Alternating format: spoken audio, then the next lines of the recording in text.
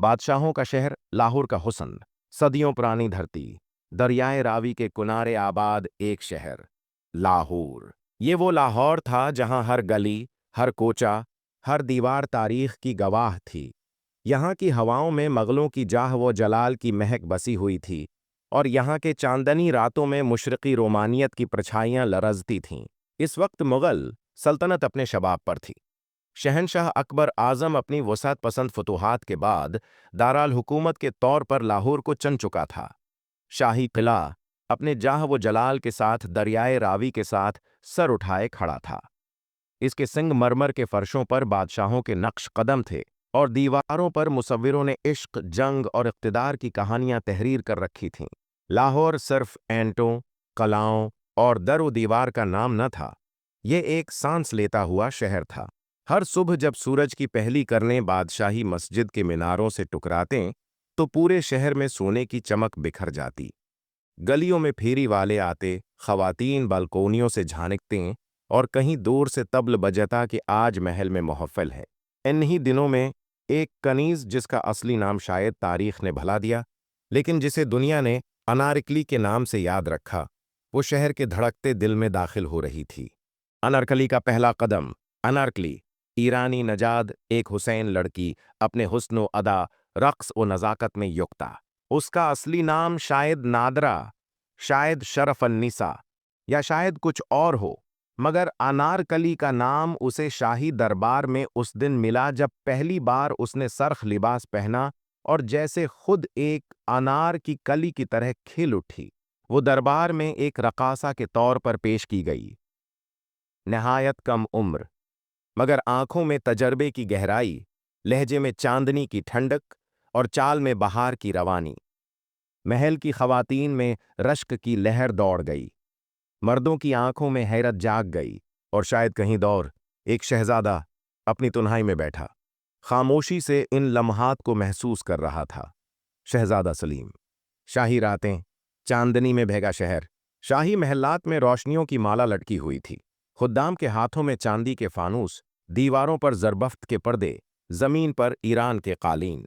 दरबार के बीचों बीच जब अनारकली ने अपना पहला रक़स किया तो जैसे वक्त थम गया।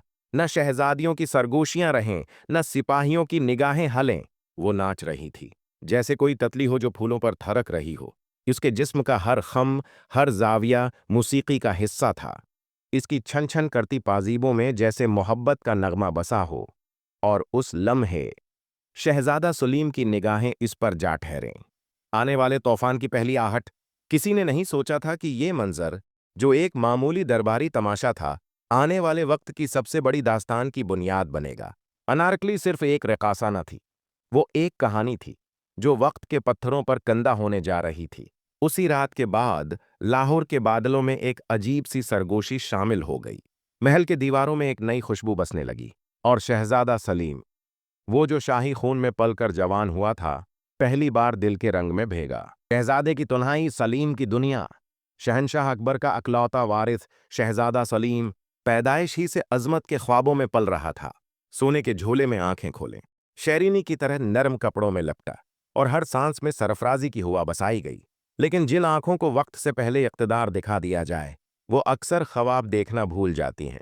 बचपन सोने का पंजरा। सलीम का बचपन अजीब तजादात से भरा हुआ था। एक तरफ इल्म व फ़न की आली तालीम, फ़ारसी, अरबी, हिंदी और तुर्की के उस्ताद, दूसरी तरफ जज्बात की तपिश से खाली एक तन्हा दिल। जिस शहजादे की हर ख्वाहिश पलक झपकने से पूरी हो जाती थी, उसे कभी ये न मिला कि कोई उससे सिर्फ न मोहब्बत अफ़्स करे, बग़ैर किसी मफाद के, बग़ैर किसी दरबार के लिहाज के। महल के कमरे बड़े थे, मगर उनमें खालीपन की गूंज थी। कभी कभार वो महल की खिड़की से बाहर झांकता और देखता, खुदाम खेल रहे होते, खादिमाओं के चेहरों पर बेफिक्री की मुस्कुराहटें होती, और वो सिर्फ तमाशाई होता, क्योंकि शहजादों के लिए बेफिक्री गुनाह थी। जवानी, जलती हुई ख्वाहिशें। वक्त गुजरता गया। सलीम जवान हो चुका था, चेहरा बाराब, आवाज गहरी, निगाहें वजनी, मगर अंदर वही महरूमियां, वही पुकार जो सिर्फ एक सच्चे लम्स की मुतलाशी थी। शहजादा अब बाकायदा सल्तनती उमूर में शामिल हो चुका था। फतह के मंसूबे, दरबार के मशूरे, लश्कर की रवांगियां। लेकिन दिल की एक समत खाली रही। उसे जो भी मिला, वो इसके ताज की बदौलत मिला। इसके अल्फाज सुने गए, मगर कभी कोई उसकी या खामोशियां न समझ सका। अक्सर वो रातों को तन्हा रहता, महल की छत पर जाकर आसमान की तरफ देखता। सितारे, जिन्हें आम लोग सिर्फ देखते थे। सलीम उन्हें नैसंताज था, उनसे बातें करता, इनसे अपनी अधूरी तमन्नाओं का तज़किरा करता। बाप और बेटे की कशमकश। अकबर आजम एक ताकतूर बादशाह था, मगर एक सख्त मिजाज बाप भी। उसे अपने बेटे में सिर्फ एक नावारसवा नजर आता था, एक ऐसा मर्द जो ताज को संभाल सके, मगर कभी ये ना जान सका कि वो बेटा भी एक इंसान है, जज्बात के साथ, तमन्नाओं के साथ। अकबर ने कभी सलीम को अपने करीब नहीं आने दिया। उनके दरमियान एक खामोश दीवार थी, जो वक्त के साथ ऊंची होती गई। सलीम कभी कभी सोचता कि काश मैं बादशाह ना होता, काश कोई होता जो मुझे सिर्फ सलीम समझकर चाहता, ना कि शहजादा समझकर झुकता। आयन बड़ी मोहब्बत की पहली सरगोशी, और फिर अनारकली आई। एक लम्हा, एक नजर, एक चमक, और सलीम की सारी तन्हाइयां जैसे बोलने लगें। उसकी आंखों में पहली बार ख्वाब उतरने लगे, वो ख्वाब जो उसे बचपन से न मिल सके थे। वो एक कनीज थी, मगर उसकी मुस्कुराहट में आज़ादी थी, उसकी आंखों में सच्चाई, उसके रक़स में जिंदगी। वो जिंदगी जो सलीम ने कभी महसूस न की थी। इतनी दिल की बेताबी, अब सलीम की रातें बदलने लगें। वो अनारकली की मौजूदगी को हर तरफ महसूस करने लगा। फूलों की खुशबू, हवा की सरसराहट, दरिया की रवानी, हर शय में उसे अनारकली का अक्स दिखाई देता।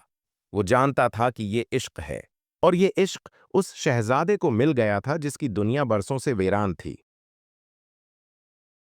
नाचती रोशनी, अनारकली का ज़ुहूर। कुछ किरदार बज़म में आते हैं और जैसे हुआ का रख बदल जाता है। अनारकली का ज़ुहूर भी ऐसा ही था। एक नर्म हुआ जो तूफान की पेश गोई थी, एक मुस्कुराहट जो तख्तों को हिला देने वाली थी। ये सिर्फ रक़स नहीं था, ये किसी रूह की बीदारी थी। उसकी एक जनबिश पर चराग झूमने लगते, उसकी एक मुस्कुराहट पर हुआएं रस घोलती थीं। अनारकली एक मामूली कनीज नहीं, एक तख्लीक थी, फितरत की वो खामोश पुकार जो बरसों बाद सुनाई देती है। जिंदगी का फूल जिसे रक़स ने खुलाया। अनारकली की तरबियत ईरानी दरबार के तर्ज पर हुई थी। उसे रक़्स, गज़ल, खुशबू, अदब और खामोशी की तहजीब सिखाई गई थी। जब वो दरबार में दाखिल हुई तो उसकी चाल में न गुरूर था न फ़ख्र, बल्कि एक छप्पी हुई आजिज़ी जो सबको अपनी तरफ खींचती थी। पहली बार जब अनारकली ने रक़्स किया, वो गविया रोशनी का नाच था। न कोई अल्फाज थे, न कोई नगमा, सिर्फ उसकी जनबशें, उसकी नजरें और उसकी पाजीब की छन छन। मुसीकी रुक गई, मगर दिलों की धड़कनें तेज हो गईं। शहजादा सलीम का दिल जलने लगा। सलीम ने उस दिन अनारकली को देखा तो जैसे कोई भूला हुआ ख्वाब जाग गया। वो कई दिन तक चुप रहा, खामोश रहा। महल में उसके साथियों ने महसूस किया कि सलीम कुछ और हो गया है। वो ज्यादा तन्हा, मगर अंदर से जैसे रोशन। वो खुद को रोकने की कोशिश करता रहा। एक शहजादा और एक कनीज, एक बादशाह का वारिस और एक दरबारी रकासा, ये तो दीवारों में दफन होने वाला ख्वाब था। लेकिन मोहब्बत खून से नहीं, दिल से पहचानी जाती है। खामोश बातें, चुप नजरों की जबां। कई दिन गुजरे, सलीम ने अनारकली से कोई बात ना की, मगर दरबार में जब भी वो आती, सलीम की निगाहें उस पर जम जाते। अनारकली ने भी महसूस किया, ये वो निगाहें नहीं जो सिर्फ जिस्म को देखती हैं, ये वो आंखें थीं जो रूह के आईने तक पहुंचती हैं। दोनों के दरमियान अल्फाज कभी न चले, मगर एक चुप जबान बन गई। दरख्तों की सरसराहट, चांदनी रात, परिंदों की उड़ान, सब कुछ उनके दिल की हालत बयान करने लगे। एक दिन बागे महल में सलीम चुपचाप बैठा था और अनारकली फूलों को पानी दे रही थी। दोनों ने एक दूसरे को देखा और वक्त जैसे थम गया। कोई कुछ न बोला, मगर दिल चीख कर बोले, तुम हो, तुम वो हो जिसका मैं बरसों से मुंतजर था। चांदनी रात, जहां दिल करीब आए। इसी रात महल की छत पर चांद पूरी आबोताब से चमक रहा था। सलीम तन्हा खड़ा था और अनारकली चुपचाप आहस्ता आहस्ता आई, जैसे हुआ की खुशबू। दोनों ने पहली बार एक साथ सांस ली, पहली बार चांदनी में खड़े होकर खामोशी का मतलब समझा। सलीम ने सिर्फ इतना कहा, तुम अनारकली हो, मगर तुम्हारे अंदर बहार का मौसम छुपा है। अनारकली मुस्कुराई, और आप वो बादशाह हैं जो कैद से आजाद दिखते हैं, मगर दिल के अंदर जंजीरों में बंधे हैं। इस रात न कोई वादा हुआ, न कोई एतराफ, मगर इश्क की पहली ऐंठ रख दी गई। एक कनीज, एक शहजादा, तकदीर की जद। महल की दीवारें बहुत ऊंची थीं, और उन दीवारों के बीच अनारकली की किस्मत सलीम की मोहब्बत बनकर अभर रही थी। लेकिन दोनों जानते थे, ये इश्क अगर परवान चढ़ा तो सिर्फ इश्क न रहेगा, ये एक बगावत बन जाएगा। तख्त के खिलाफ, रस्मों के खिलाफ, वक्त के खिलाफ निगाहों का पहला जादू। कुछ लम्हे अल्फाज नहीं मांगते, कुछ सच्चाइयां जबान से नहीं, सिर्फ निगाहों से बोली जाती हैं। और मोहब्बत, वो पहली बार निगाह से दिल में उतरती है, जैसे बादल से बारिश खामोशी से जमीन को भिगो देती है। ये वो लम्हा था जब शहजादा सलीम और अनारकली की खामोश मोहब्बत ने आंखों की ज़बां बोलना शुरू की। बागी महल, फतरत का खामोश गवाह। महल के बाग में मौसम बहार अपने उरूज पर था। गिले लाला और गिले यास्मीन की खुशबू फजाओं में रच बस गई थी। फूलों पर भनूरे झूम रहे थे, दरख्तों की शाखें झुकी हुई थीं, जैसे कुछ सुनने की कोशिश कर रही हूं। इसी बाग में शहजादा सलीम रोज आता, कभी किताब हाथ में, कभी सिर्फ खामोशी। और वही बाग इनारकली की सुबह की मसरूफियत का हिस्सा था। वो फूलों को पानी देती, पत्ते चुनती और हल्की हंसी से फजा को रोशन करती। शहजादा अक्सर एक ही जगह बैठा उसे देखा करता, न कभी बोला, न पास आया, सिर्फ देखा। और वो देखना जैसे दिल दुआ मांग रहा हो। पहली बार दिल ने बात की। एक दिन अनारकली ने कुछ फूल हाथ में लिए और सलीम के करीब से गुजरी। उसने झुककर सलाम किया, वही शाही आदाब, वही दरबारी रस्म। मगर सलीम ने सलाम के जवाब में कुछ न कहा, सिर्फ उसकी आंखों में आंखें डालकर देखा। वो नजर, जैसे वो कुछ कहना चाहता हो, कुछ ऐसा जो सदियों से रोका हुआ हो। अनारकली के कदम वहीं रुक गए, जैसे उसकी सांसें रक गई हों। वो घबरा गई, लेकिन आंखें झुका न सकी। निगाहें बोलने लगें। क्या ये सच है? क्या ये दिल की वो धड़कन है जो बरसों से बंद थी? वो लम्हा जब कायनात रख गई, उस एक लम्हे में वक्त जैसे थम गया। फदा साकिन हो गई, परिंदे चुप हो गए, दरख्तों की शाखें झूलने लगे, जैसे वो भी इस मंजर को देखना चाहती हूं। सलीम ने धीरे से कहा, तुमने मेरी सुबहों में बहार और रातों में चांदनी ला दी है। अनारकली का दिल कांप गया। ये अल्फाज नहीं थे, ये पहली बार था कि किसी ने उसके वजूद को छुआ हो। इज्जत से, मोहब्बत से उसने धीमी आवाज में कहा, मेरी हैसियत तो बस खाक है शहजादे। सलीम ने जवाब दिया, और इसी खाक में जिंदगी की महक छिपी होती है। दिलों की चुप रजामंदी। ये वो दिन था जब दोनों ने दिल से तस्लीम कर लिया, ये खामशी अब इश्क बन चुकी है। न कोई वादा हुआ, न कोई आतराफ, लेकिन आंखों की जबान ने सब कुछ कह दिया। सलीम अब महल में कम, बाग में ज्यादा दिखाई देता था।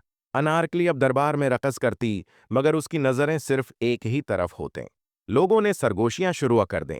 खुद्दाम, ख्वाजा सरा, वजीर सब जानने लगे कि कोई नई कहानी जन्म ले रही है। इश्क के गर्द साए मंडलाने लगे।